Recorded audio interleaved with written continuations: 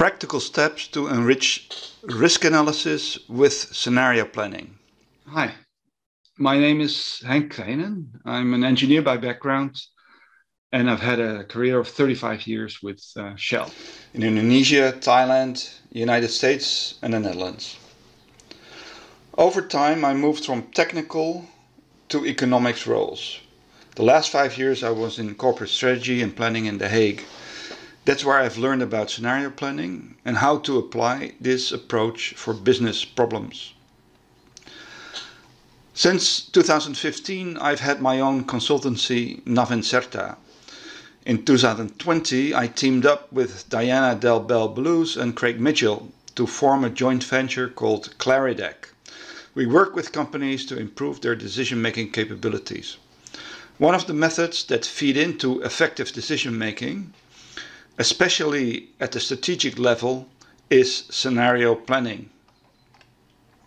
So let's look at the agenda for this presentation. First, I will talk about what scenarios are. The main part, however, will be a practical step-by-step guide for developing scenarios. Lastly, I will provide a reference and a tool that you can consult and use.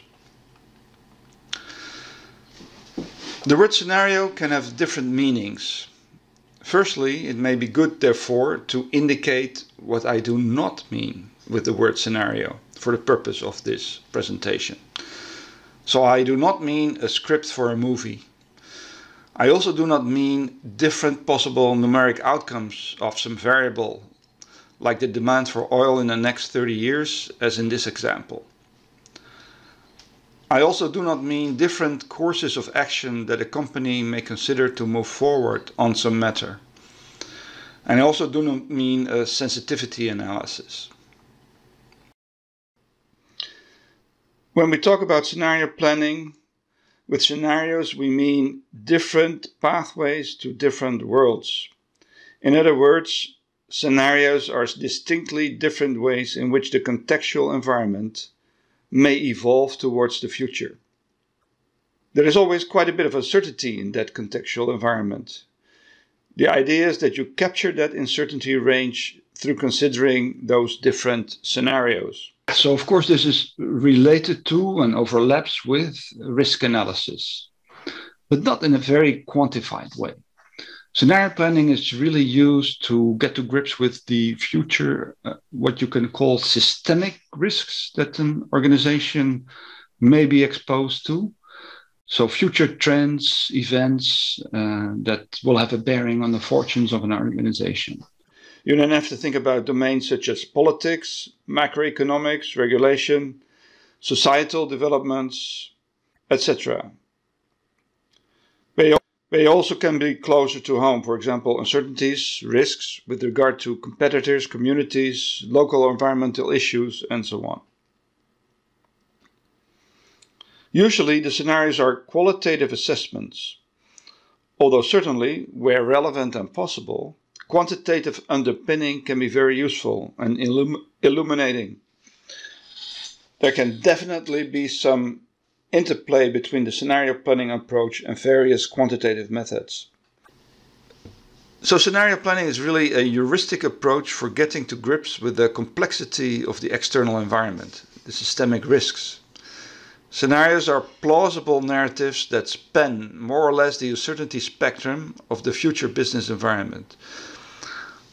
Each scenario should be internally consistent, and normally we limit the number of scenarios to a maximum of 4. The scope of a scenario is bounded by a certain geographic area. For organizations that operate globally, this will be the world at large. But it can also just be one city. The themes, the topics that play a role in a scenario planning exercise need to be relevant and related to the objectives of an organization. So the time horizon, do you want to look ahead 5 to 10 years or 30 to 40 years? It's also good to realize that scenarios can serve different purposes. Ultimately, they should be used within a decision-making framework, especially for strategy development. But what you also see is that scenarios can play a role in public debate, for example. It's sometimes used as a tool to bridge gaps between different constituencies or different parties, for example, NGOs and business. Scenarios are sometimes called memories of the future. Now think this through for a moment. If you have done a scenario planning exercise, you have already thought about the future in some systematic way. If you see things happening in the business environment, you will more quickly understand what is going on and what the implications might be. You can then make decisions faster and better.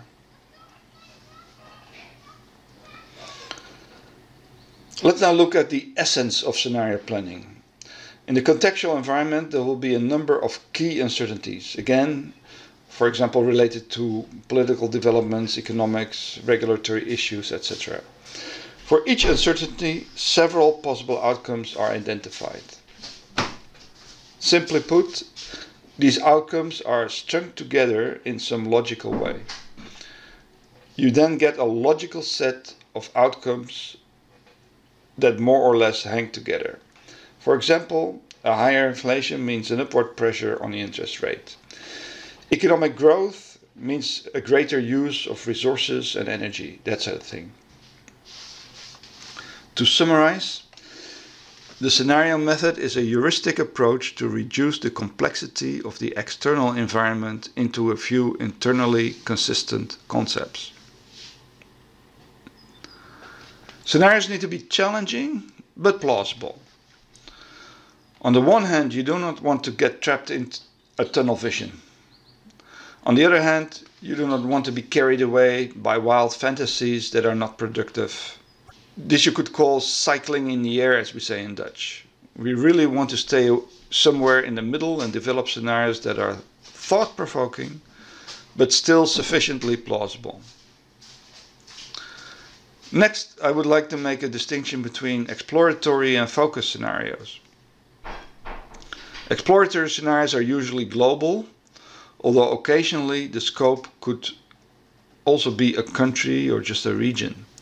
The exploratory element implies divergent thinking. They are really aimed at a deep understanding of the contextual environment. It is about identifying the driving forces, making the connections, and develop the narratives. The second category of scenarios are the focus scenarios. These address a very particular research question or are aimed at studying the implications of external developments for a specific investment opportunity or strategy. Usually the scope is confined to a limited geographic area. It is about zooming in, incorporating the local uncertainties, and often there are linkages to value measures. So what are some examples of global exploratory scenarios? Shell has a long history of scenario planning. The company has adopted this practice in the 70s of the previous century. The latest set of scenarios were published early this year. On their website, on Shell's website, many examples of scenarios can be found. Another company that has an interesting practice of scenario planning is the Norwegian company Equinor. They publish updates of their scenarios every year. There are also various institutes and agencies that develop and publish scenarios, for example the World Energy Council, the International Energy Agency. And outside of the world of energy, I can mention the Global Economic Forum as an important scenario developer. I will now briefly touch on how scenarios relate to decision making. The first and most important way scenarios help decision makers is through giving them a broader perspective of the contextual business environment. This effect is sometimes referred to as the gentle art of reperceiving. This means that one adapts one's perception of the world based on the insights provided by the scenario exercise. If senior leaders are receptive to this process, it obviously contributes to the quality of decision making. Secondly, I would like to mention the wind tunneling technique. You have some strategy options and you contrast these against the various scenarios. This is primarily a qualitative exercise, let's say a platform for discussion, but there also can be a quantitative element to it. Thirdly, but this applies in particular to the use of the focus scenarios, you could become more quantitative by looking at investment decision metrics against the backdrop of different scenarios. How, for example, would a particular investment opportunity fare under scenarios A and B? There's more to say on this topic, but in the interest of time, I will leave it at this. So now we will get into a discussion of a step-by-step process to develop focus scenarios. First, let's take a look at what you might occasionally see as an approach to scenario planning. So you have two variables with two outcomes, and that gives a 2x2 matrix. In this case, economic growth and the interest rate. So the question is, how will you arrange your asset portfolio in each quadrant? Well, this can serve a purpose, but it does not give you any insight whatsoever in the drivers behind the macroeconomic environment. So this is not an approach I would recommend. So remember, focus scenarios describe the driving forces, including their uncertainty, that will shape the future contextual environment of a specific issue. And with issue, I mean a research question, an investment opportunity, or a strategic objective. So my advocated approach is not a 2x2 matrix, but to use a set of fundamental driving forces as the basis for a scenario planning exercise. So let's take, for example, the focal question, what will the position of the euro be in 5 to 10 years' time? So the future of the euro is not a topic that is currently heavily debated. It is relatively quiet in that space. But there have been times that this was a serious question. And scenario planning is about exploring potential future developments that may not keep you awake right now, but that could pop up big time in the future. An example of that is climate change, an issue that was addressed by scenario thinking already 15 to 20 years ago. But let's return to the future of the euro. What are some scenarios for the role of this currency? Recently developed such scenarios together with an associate, Sander Boon, who is a monetary expert in Amsterdam. We did this as an experiment to test the scenario development methodology. And the result ended up as a publication in an online magazine in the Netherlands.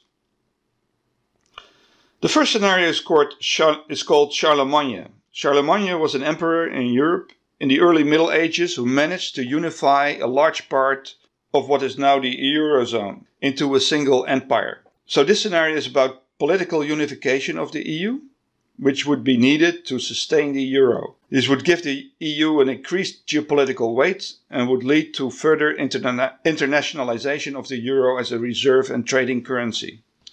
The second scenario is called Westphalia. This would involve a breakup of the eurozone, a return to national currencies, and a much reduced role of the European Central Bank.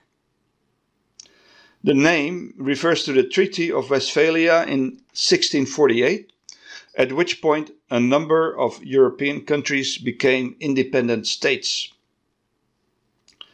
The third scenario is called Florence. This scenario would involve a hybrid currency system in which the euro continues to exist. In addition, there will be regional or national digital currencies with flexible exchange rates. Florence symbolizes the Renaissance, and the name Florence was reflected in various European historic currencies. So you notice that scenarios are often given catchy names, and of course this is to make them more memorable and appealing. However, I would like to stress that it's not about these outcomes, but it is really about the thinking behind these outcomes. So how do we get there? I will now articulate a 6-step process. First, you paint a picture of today. Then you draw an influence diagram showing the drivers and uncertainties. Then you identify the fundamental driving forces. For all uncertainties, you could consider multiple possible outcomes. You arrange these outcomes in a logical way, and from that you develop the storylines. And you will likely need to iterate because you won't get it right in one go. So let's go through step by step. So paint a picture of where we are today. This is an often neglected step. It is really needed to understand the system and the interrelationships. What has happened? What were the key trends? How were they related? And what are the big questions for the future today? So what have been some trends and events with regard to the euro? Let's have a short look back.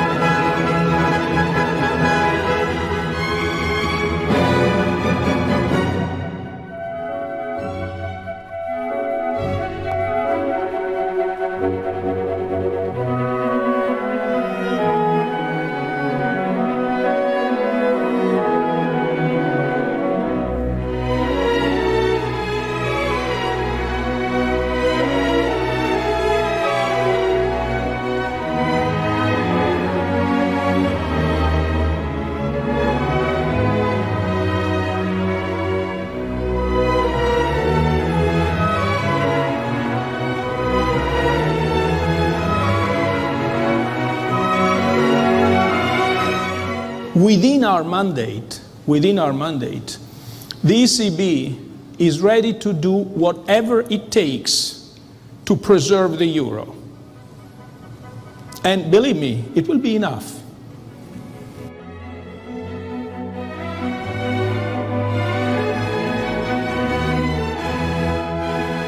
Es geschafft, wir schaffen das.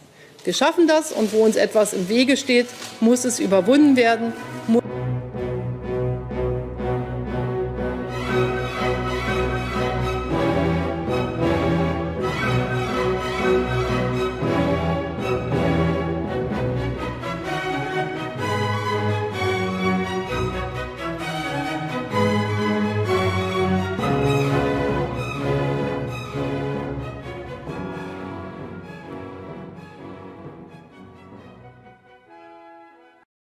Yeah, so this was a brief reflection on what has happened to the euro in the last 2 decades, not with the idea that history will repeat itself, but to get a better understanding of the causes of various events and trends and the linkages between them. Then I think it's very useful to develop an influence diagram. This is a diagram that shows how the key driving forces and uncertainties hang together. In this application, it's not linked to a quantitative model. It's just aimed at getting your mind around the complexity of the contextual environment.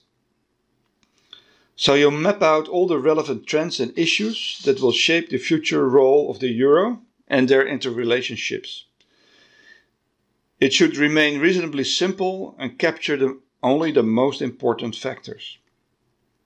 So in this example, we show this research question as a pink diamond, the future role of the euro. Clearly, a driving force will be formed by the future ECB policies, the policies of the European Central Bank. But these policies in turn are driven by the inflation or deflation issues and has a relationship with the interest rate.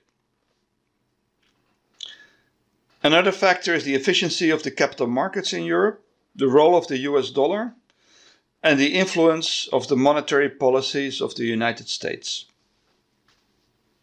But then we also need to include the political dimensions. The political spectrum in the EU countries, the thinking within the political elites, and obviously the sentiments towards the EU within the populations of the European countries. There are also relevant technological developments, notably the developments regarding the crypto and digital currencies that we will see in the future. Another important factor is the possibility of future geopolitical tensions, the relationships with China and the emerging economies. An issue that will play a big role in the future is the sovereign debt that countries will have. What will be the differences in economic development between the Eurozone countries? Then there are, for example, concerns about migration, internal and external, which may have an impact on the attitude towards the unification. So in this way, we have mapped out the most important driving forces and uncertainties. Of course, you can add more and more arrows, but you just have to be selective. Each time you look at this influence diagram, you might want to change something and improve it. It's never going to be perfect, but it helps a lot in understanding how things hang together. So the next step is to look for the most important factors, the fundamental driving forces. You will want to limit them to, say, the top 4 to 6. It can also be 3 or 7, but in that order of magnitude. There can also be driving forces that are more or less predetermined.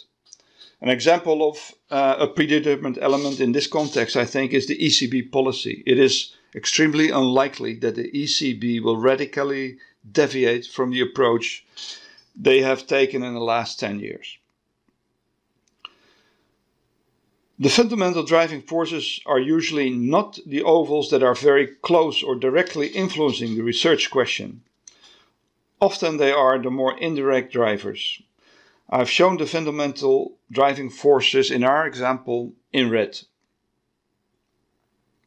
So let's quickly go through them.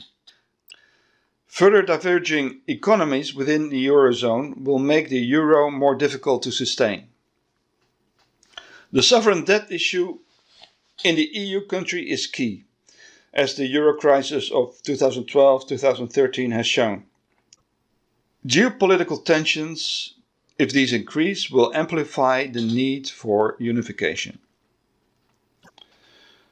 Obviously, the sentiments within the populations of the EU countries will play a role, but also the political decision-making in the EU. Accidents can happen, the chemistry between political leaders is important, and political elites may not follow what their populations want. The next step is to consider multiple possible outcomes for each uncertainty. You do this for all uncertainties, but the focus will be on the fundamental driving forces that I've just mentioned. You can, for example, use a template as shown on this slide. You characterize the outcomes with short narratives. I think it can be useful to store these type of assessment as pieces of text in a relational database. You can then easily group and arrange, but you can also just use a spreadsheet. The next step is to arrange the outcomes in some logical way.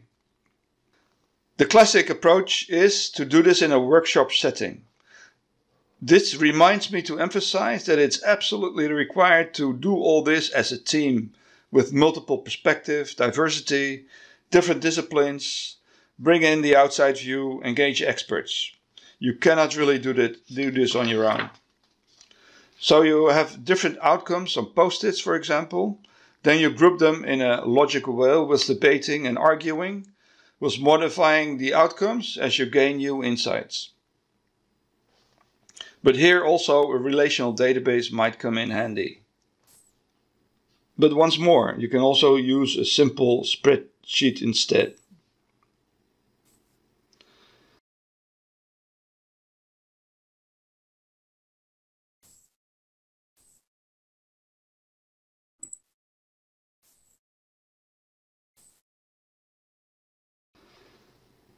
Then lastly, you develop the narratives, the storylines. So these are some tips to do that. Do not make them too long. Many scenario publications consist of reams of paper or PDFs, which nobody really reads. Make sure the stories are challenging but plausible. Center the stories around the fundamental driving forces.